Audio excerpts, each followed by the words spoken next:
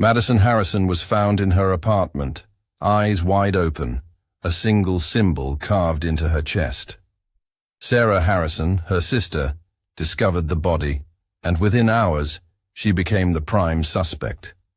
Richard Harrison, their estranged father, hadn't spoken to either of them in years. But when the murders continued, all three names would become entangled in a case so brutal. Even the lead investigator refused to speak publicly about what he saw. What began as a family tragedy soon unraveled into something far more sinister, one tied to a ritual, a hidden legacy, and a killer who believed death was only the beginning. Ashford, Maine, was the kind of place that people often dreamed about when they thought of settling down. Tucked away in the quiet northern woods, the town was small, only about 3,000 residents, but proud. It was a place where people didn't lock their doors at night, and where the biggest excitement came from. Friday night football games or the annual pumpkin festival. There were local bakeries where the owners knew your name, a single movie theater with an old projector, and a main street lined with mom-and-pop shops. In Ashford, things didn't change much. People liked it that way. So when Camille Rivera moved to town in early 2018, she was something of a curiosity. Young, independent, and unfamiliar, she didn't quite fit the usual mold of someone settling in Ashford.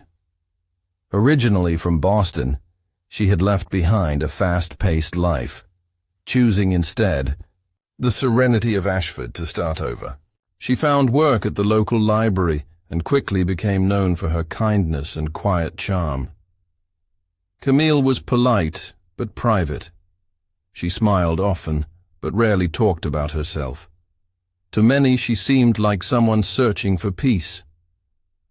Her apartment was on the second floor of a modest, 3-story building at the edge of town, close to a stretch of woodland that bordered the highway.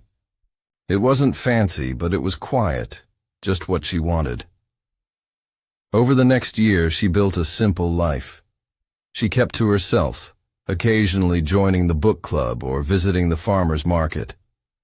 But mostly she stayed indoors, often seen walking, home with a bag of groceries or a new novel tucked under her arm. Everything changed on October 14th, 2019. That morning, Camille's landlord, Robert Gleason, decided to check on her. Rent had been due for over a week, and there had been no sign of her. Her car hadn't moved. Her mailbox was full. At first, Robert thought she might have gone on a trip without telling anyone. But something about it didn't sit right. She had always paid on time, always responded to messages. So he climbed the narrow staircase and knocked on her door. No answer. He knocked again, harder. Still nothing. Eventually, he used his spare key to unlock the door. What he found on the other side would stay with him forever. The apartment was eerily silent. The smell hit him first, a foul metallic stench that immediately made his stomach turn. He stepped inside and called out her name. No response. The living room was in disarray. Furniture was overturned, and one of the lamps had been shattered on the floor. There were drag marks on the carpet. Then he saw the blood. It was smeared across the walls, splattered across the floor. Symbols, strange and primitive, had been drawn with what appeared to be blood. Robert backed away, barely able to breathe. He made it out of the apartment and called the police. Within the hour, Ashford was swarming with officers, crime scene, investigators, and stunned onlookers. The scene was unlike anything they had ever encountered. Camille's body was found in the bedroom, partially covered by a sheet. But the damage was undeniable. Her limbs were broken in multiple places. Her face had been mutilated, The coroner would later reveal that her body bore more than 20 wounds, inflicted over a long period of time. Detectives who entered the apartment that day would later say it felt like walking into a nightmare. The violence wasn't impulsive. It was deliberate. Whoever had done this had taken their time. The symbols on the wall appeared ritualistic, painted carefully and with purpose. On the floor beside the bed lay a small leather-bound notebook that didn't belong to Camille. Inside were pages filled with incomprehensible writing, rows of characters and markings that resembled no known language. Word of the murder spread through Ashford like wildfire. By the end of the day, everyone knew. Camille Rivera, the quiet girl from Boston, had been found murdered in the most horrific way imaginable. Rumors began to swirl, talk of cults, serial killers, or someone from her past. People who had once walked the streets without fear began locking their doors at night. The local news descended upon the town, but police were tight-lipped. All they confirmed was that it had been a homicide and that the investigation was ongoing. Behind the scenes, however, the case had already shaken the department. Chief Investigator Marcy Little had seen her share of violent crimes, but nothing prepared her for this. She ordered the apartment sealed and brought in specialists from the Tao State Crime Lab. Every inch of the crime scene was photographed, catalogued, and examined. The blood on the walls was confirmed to be Camille's. The strange notebook was sent to a cryptologist. The crime lab analyzed the markings, hoping to find a pattern. As the forensics team combed through the evidence, questions mounted. There were no signs of forced entry. No neighbors had heard anything unusual that night. Camille's phone and laptop were missing, but her wallet, cash, and jewelry were untouched. The violence suggested rage, but the meticulous symbols and the bizarre notebook hinted at something far more calculated. In the coming days, investigators would learn that Camille had no known enemies. Her background check came back clean. No history of mental illness, criminal records, or questionable behavior. She had a few friends in town, but none of them knew her well. The only real clue came from her workplace. One librarian mentioned that Camille had been researching occult history in recent weeks. Books about ancient rites, secret societies, and religious symbols. At the time, no one thought anything of it. Now it seemed like a breadcrumb. The woods behind Camille's apartment were also searched. Officers found nothing. No tracks, no discarded items, no evidence of a getaway route. The killer had come and gone without leaving a trace. For the first time in decades, Ashford was living in fear. People whispered in grocery store aisles and looked over their shoulders in the parking lot. Parents walked their kids to school. Residents avoided going out after dark. A town once defined by its peace was now marked by a gruesome mystery. But for investigators, the worst part wasn't what they found. It was what they didn't. No fingerprints, no DNA, no surveillance footage, no witnesses. Just a blood-soaked apartment, a strange notebook, and a body destroyed by something or someone no one could understand. And so began the case that would change Ashford forever. The investigation into Camille Rivera's murder began with urgency and a heavy sense of dread. Detectives and forensic experts worked around the clock, desperate to make sense of a scene that felt more like something from a horror film than a real-life crime. Despite the brutality, the killer had left behind very little in the way of evidence. Every potential clue was treated like gold. Every footprint, every strand of hair, every drop of blood, scrutinized and catalogued. But the deeper the team looked, the stranger things became. Camille's autopsy confirmed what many feared. Her injuries were not only fatal, They were methodical. The coroner concluded that she had been alive for several hours after the first wounds were inflicted. The pattern of bruises and cuts suggested restraint. Her wrists and ankles showed signs of ligature marks, as if she had been tied down. The wounds themselves were not random slashes, but deliberate incisions, each placed with precision. There was no sign of sexual assault, which made the sadism of the act all the more inexplicable. The killer hadn't acted out of impulse or lust. This was something else, something cold. What troubled the forensic team most was what they found beneath Camille's fingernails. She had clearly struggled with her attacker. Small skin fragments and dirt were embedded under her nails. But the material wasn't typical.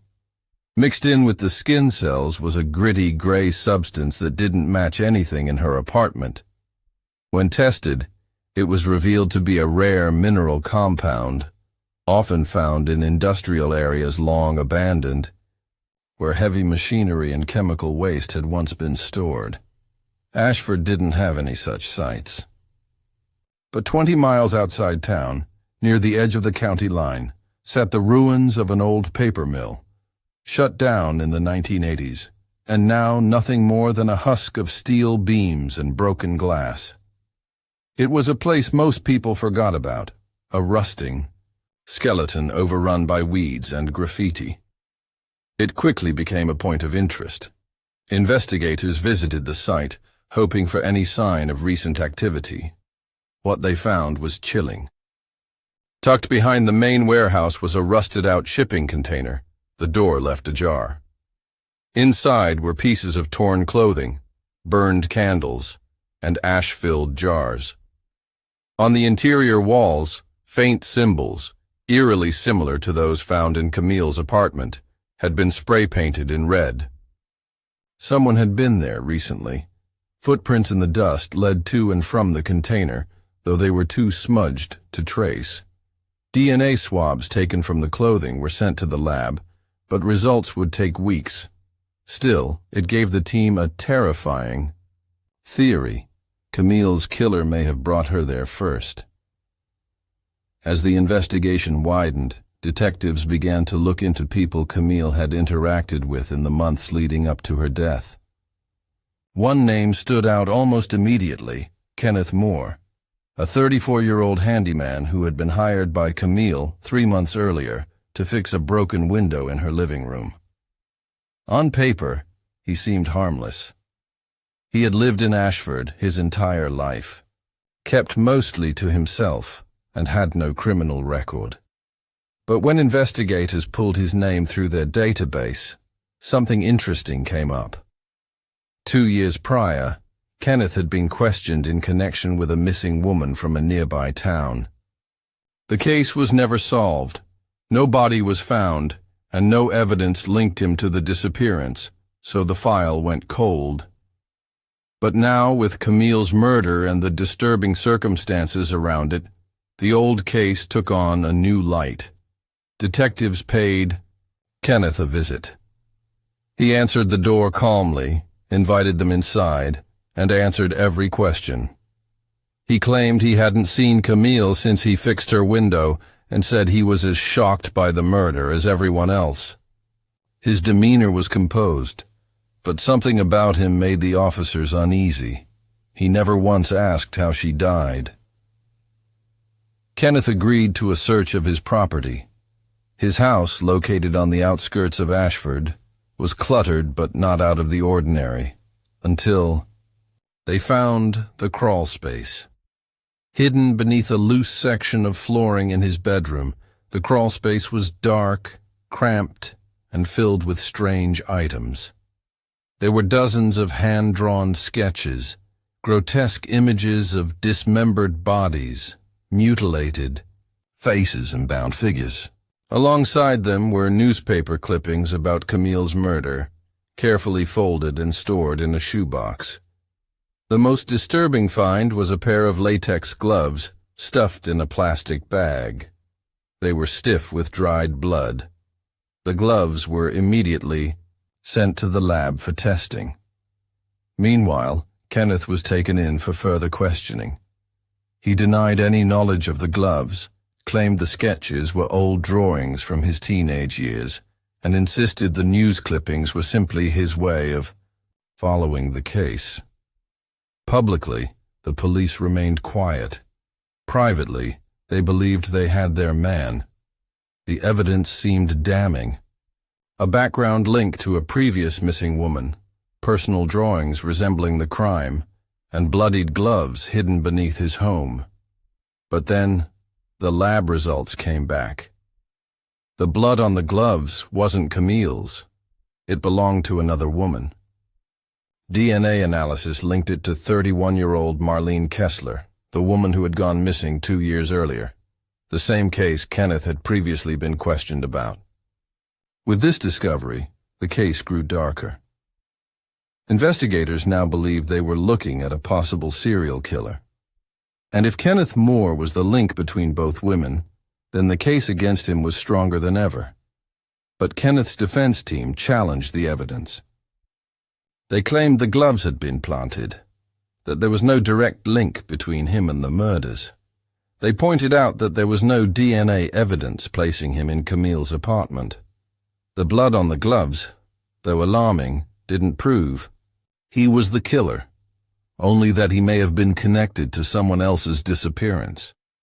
The disturbing drawings, while grotesque, weren't criminal.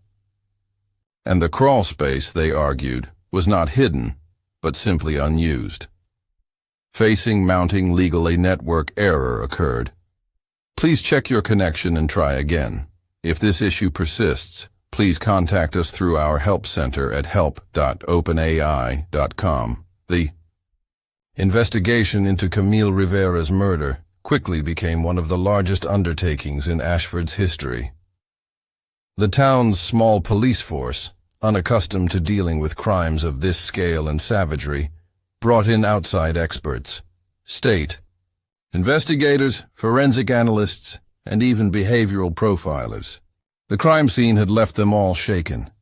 The sheer brutality, the symbols, the eerie precision of the killing. It wasn't just a murder. It felt like a message. Detective Marcy Lytle took command. She had a reputation for solving complex cases and was known for her methodical, often relentless approach. From the beginning, she pushed her team hard. Evidence had to be examined repeatedly, interviews conducted multiple times, and every lead, no matter how small, followed with urgency. She believed whoever had done this wasn't finished. This wasn't a one-time outburst. This was the work of someone who had killed before or intended to kill again. One of the first major leads came from the blood-spattered footprint found at the scene. It had been partially smeared, but analysts managed to isolate a tread pattern and size. The print was linked to a specific brand of work boots. Cross-referencing recent purchases in the area produced a short list of buyers. Among them was Kenneth Moore, a local handyman and contractor. What made him stand out was his name appearing in Camille's phone records.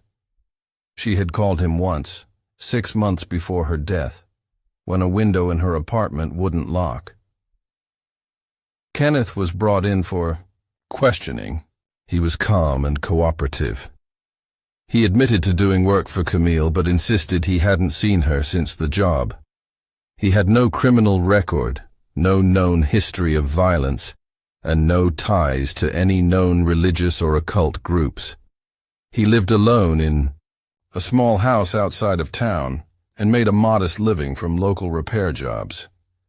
Still, something about his manner unsettled the investigators. Too composed, too unbothered, a search warrant was obtained for his property. At first, the house appeared ordinary. Tools in the garage, a neat living space, nothing overtly suspicious. But the search team didn't stop there. They combed the property inch by inch. Eventually, they discovered a hidden crawl space beneath the floorboards in his basement. Inside, officers found a series of notebooks, filled with disturbing sketches. The drawings depicted figures being tortured, bound, and cut. Most chilling were the background details. Walls marked with symbols nearly identical to those found in Camille's apartment. Alongside the notebooks were newspaper clippings about Camille's death, old articles about other unsolved murders in rural areas, and what appeared to be personal belongings, small earrings, a hairbrush, a bracelet. All were collected as potential evidence. And there were gloves, stained with what looked like dried blood. Kenneth was arrested on the spot. To the public, it looked like the case had been solved. A strange man with violent drawings and bloody gloves, linked to the victim, was in custody. The town exhaled, cautiously hopeful that the horror was over. News stations ran headlines hailing the swift work of the Ashford police.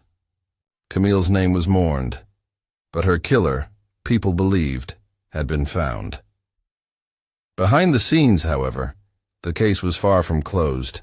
Initial forensic analysis revealed a shocking twist. The blood on the gloves found in Kenneth's crawlspace did not belong to Camille. It belonged to another woman, Laura Beecham, a name that hadn't come up in months. She had gone missing from a neighboring town earlier that year, her disappearance filed away after no leads emerged. Laura's body had never been found. Now her DNA was here, in Kenneth's basement. This discovery unraveled everything. If Kenneth had some connection to Laura's disappearance, why was there no trace of her ever being near Camille's apartment? And more confusing, none of Kenneth's. DNA had been found at Camille's crime scene. The footprints didn't contain skin cells, sweat, or anything else that could positively identify him. And the blood on the gloves, while disturbing, wasn't Camille's. The disturbing notebooks. They were troubling but not illegal. Investigators couldn't prove the drawings were of Camille or any real victim. Kenneth insisted he had found the clippings in the trash and started collecting them out of curiosity, not malice. His explanations, though flimsy, couldn't be definitively disproven. The crawlspace? He said it was for storage. The symbols, one of the strongest connections, also presented a problem. Forensic analysts compared the ones in Camille's apartment with Kenneth's drawings. While they were similar, there were inconsistencies in shape and formation. An expert in ancient symbols, brought in by the FBI, said the crime scene markings showed knowledge of an obscure script dating back to ancient Babylonian rituals, something highly specialized, far beyond what Kenneth had drawn. Slowly, what had seemed like a solid case began to fall apart. Kenneth was questioned repeatedly. His alibis for other dates were vague, but loosely confirmed. There was no digital trail connecting him to Camille in recent months. No emails, messages, or calls. His phone location data didn't place him near her apartment on the night of the murder. The deeper they looked, the less confident investigators became. The pieces didn't quite fit. Eventually, the district attorney made the difficult decision to release him due to insufficient evidence. No charges were filed. Kenneth left quietly, avoiding reporters and angry stares from neighbors. His reputation was destroyed, but legally, he was free. Detective Lytle was furious. She had been certain Kenneth was involved. Now she had to accept the disturbing possibility he might not be the killer, or if he was, he hadn't acted alone. That night, Lytle reviewed the case files again from the beginning. The symbols, the brutality, the other woman's blood. There had to be a pattern, something connecting Camille to Laura Beecham. She started looking into other missing women from rural areas with similar circumstances, and that's when she found them. 3 other unsolved murders in towns no more than 100 miles from Ashford. Each victim had been a woman in her late 20s. Each was found in their homes. Each body had been mutilated, and in every case, the killer had left behind symbols, sometimes etched into furniture, sometimes painted on walls. These cases had never been linked before. They had fallen into different jurisdictions, investigated by different teams, and dismissed as isolated incidents. But now, it was clear. Camille's murder wasn't unique. The signs pointed to something far more terrifying than a single disturbed man. Someone had done this before, multiple times, and they had done it well enough to avoid detection. The search for a killer had just become a search for a serial predator, one who had slipped through the cracks for years. And Camille Rivera was only the latest name in a long hidden trail of horror. The revelation that Camille Rivera's murder might be part of a string of killings sent a shockwave through the investigative team. Detective Marcy Lytle, now joined by federal agents and criminal profilers, began piecing together what they believed was the path of a methodical and extremely dangerous serial killer. The patterns were no longer vague, they were consistent. Victims were all women between the ages of 26 and 30, lived alone, were intelligent, independent, and mostly worked in quiet or academic professions.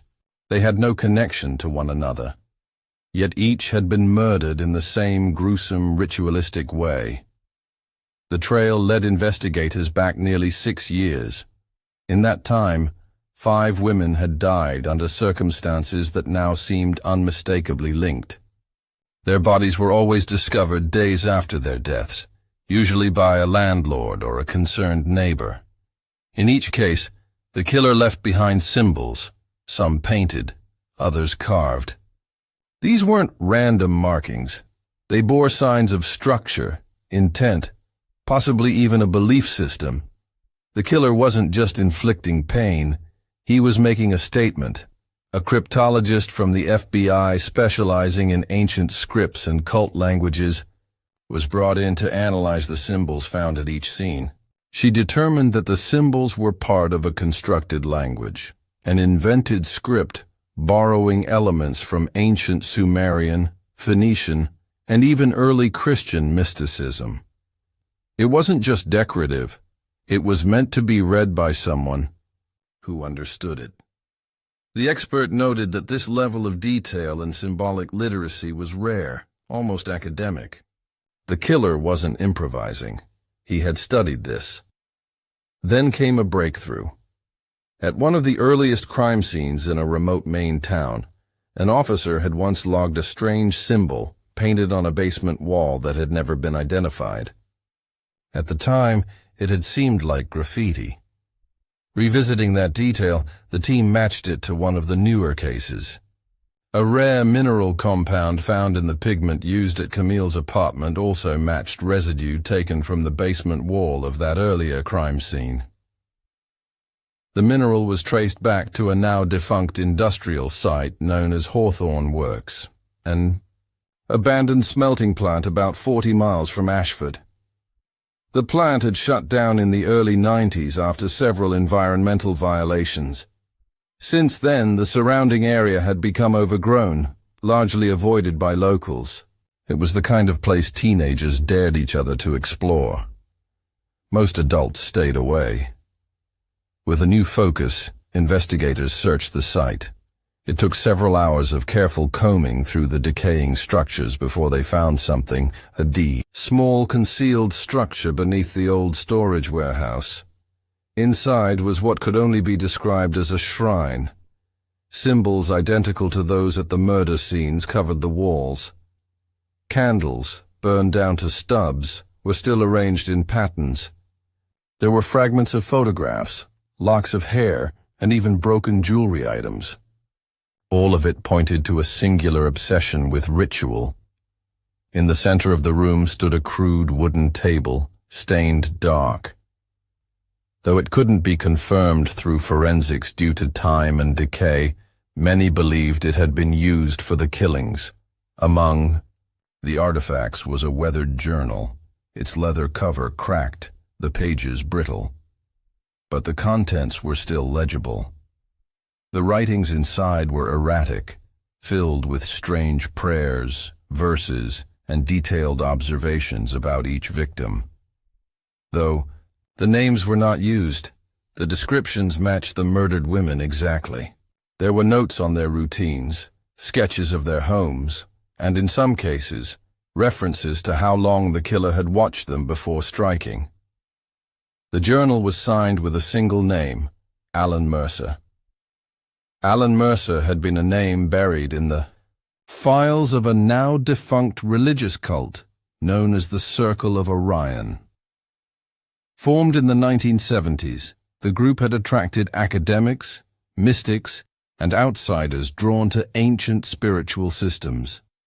It disbanded under suspicious circumstances after 2 of its members were found dead in what was officially ruled a suicide pact. Mercer, one of its founders, vanished shortly after. No charges were ever filed.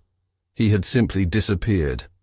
Now, over 4 decades later, his name had resurfaced, connected to some of the most horrific murders in the state's history.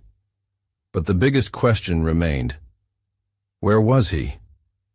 Investigators dug into property records, aliases, and any trace of Mercer's life post-disappearance.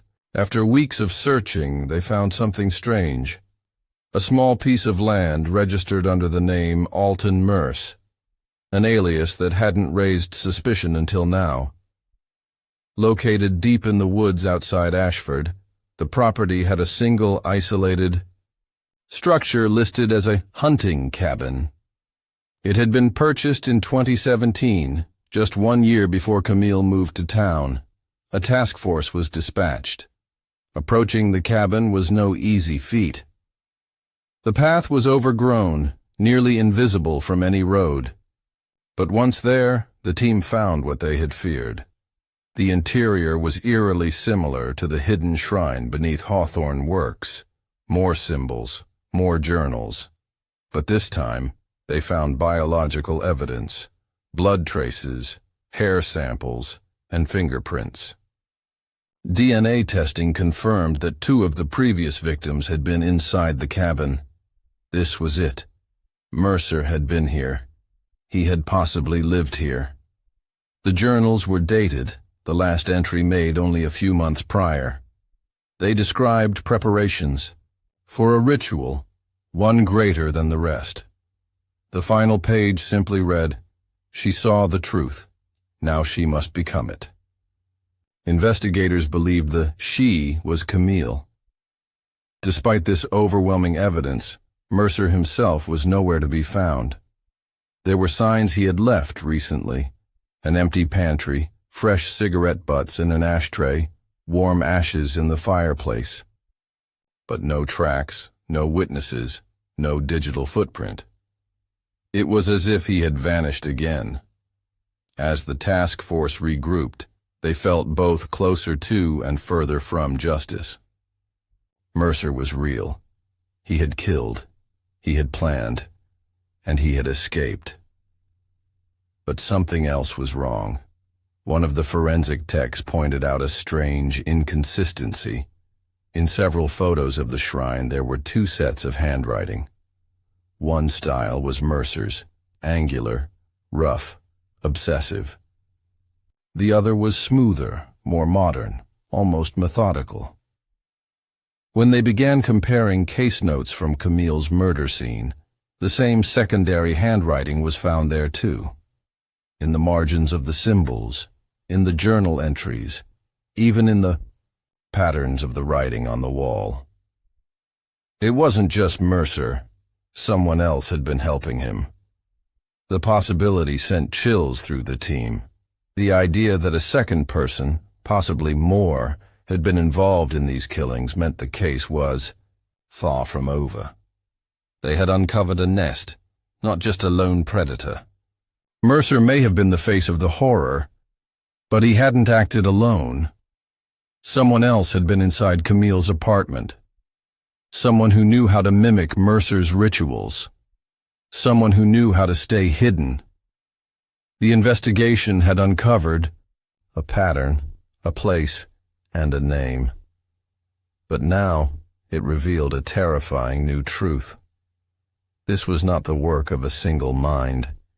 It was the product of something far more coordinated and far from finished. The discovery of a second handwriting style at the shrine sent investigators into a state of renewed urgency. Everything they had thought about the case had to be re-evaluated. Alan Mercer had long been the primary suspect, the ghost behind a string of brutal killings. But now it appeared he hadn't been acting alone.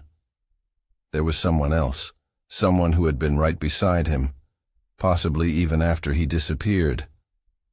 This realization shattered the illusion that Mercer was just a reclusive madman. He was the figurehead of something darker, something structured, and someone else had continued the work even after Mercer went silent. A forensic linguist was brought in to analyze the second handwriting. Her findings were unsettling. The second author's writing was calm, methodical, and lacked the manic tendencies seen in Mercer's journals. It was the writing of someone organized, strategic, and possibly more dangerous. Mercer, despite his delusions, had been erratic. This person was cold and deliberate. Investigators turned back to the victims. If this new accomplice had been involved, maybe they'd missed something in the crime scenes that pointed to a second signature, a second presence. They combed through photographs, autopsy reports, and scene sketches with fresh eyes. It was in the smallest detail that they found their next lead. In 3 of the 5 known murder scenes, the killer had left a cup of tea on the kitchen table. It had been dismissed each time as something the victim had prepared before being attacked. But now, with new perspective, the identical placement and style of the cups, each porcelain, each filled halfway, each positioned precisely, suggested ritual. One forensic analyst noted that in each case, the tea was a rare blend of chamomile and dried ginkgo, not something easily found in grocery stores. Tracing the tea led them to a specialty shop 3 towns over, one that imported rare herbs and blends. The shop owner, when shown photographs, recognized 2 of the victims. Both had purchased the same blend weeks before their deaths, but not for themselves. According to receipts and logs, the tea had been a gift, ordered by someone else, using cash and anonymous notes. The packaging instructions were specific: deliver on behalf of a secret admirer. The handwriting on the order slips matched the second unidentified style found in the shrine. This new suspect wasn't just a follower of Mercer. They were infiltrating the victims' lives ahead of time. They had likely watched them, studied them, possibly even gained their trust. The thought made every member of the task force sick. Camille hadn't just been hunted. She had been manipulated, possibly even courted, by someone who planned her death well in advance. They turned to Camille's digital life. Her emails, messages, and social accounts had been checked before, but now they were examined with a new focus. Hidden among mundane messages, they found an exchange with a user named Watcher of Stars. The conversation had begun innocently, a shared interest in astronomy, a few philosophical questions, but over time, it became more intense. The user asked Camille about her beliefs, her fears, her thoughts on death and purpose. Camille had responded with curiosity, unaware she was being profiled. The last message she received from Watcher of Stars was sent 3 days before her murder. It simply read, "You are ready." The IP address behind the account had been masked, rerouted, through layers of encryption, but federal cyber analysts traced a pattern of activity back to a small college in Vermont. The user had logged in multiple times from the campus network, each time using public computers. Surveillance footage revealed little, but timestamps narrowed it down. Finally, one grainy security feed caught a figure leaving the computer lab, moments after one of the logins. The person wore a hood, kept their head down, and avoided cameras.